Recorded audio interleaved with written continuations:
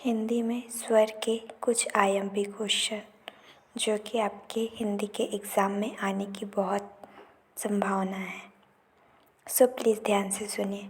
First है, मात्रा के आधार पर स्वर के कितने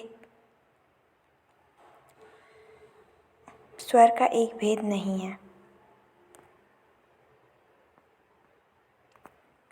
आंसर है उपलुप्त।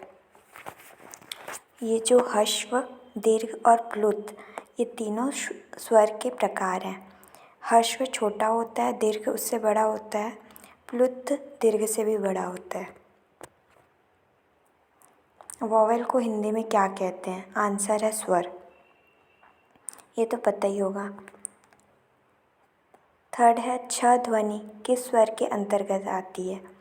ये संयुक्त वर्ण के अंतर्गत आती है। संयुक्त वर्ण मतलब जो दो वर्ण से मिलकर बना हो।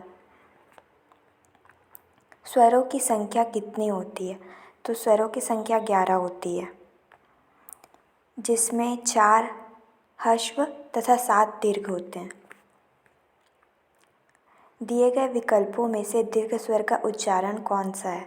आंसर है आ।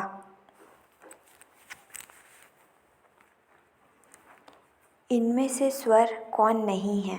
आंसर है ज। इनमें से कौन सा वर्ण स्वर है? ए। जो अ आ इ उ ऊ ये रहते हैं वो स्वर कहलाते हैं, और उसके बाद जो क से चालू होते हैं, क ख ग घ अंगा, ये सब व्यंजन होते हैं।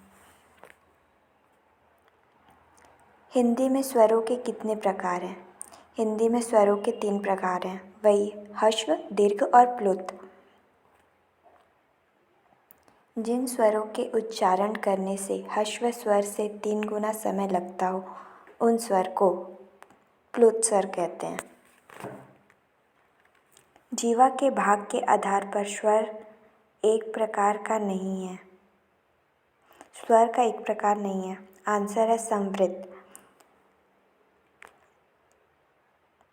जीवा से हम बोलते हैं तो हमारी जीवा में जो अग्रभाग होता है वहाँ से मध्य और पश्च से हमें स्वर की अनुभूति होती है।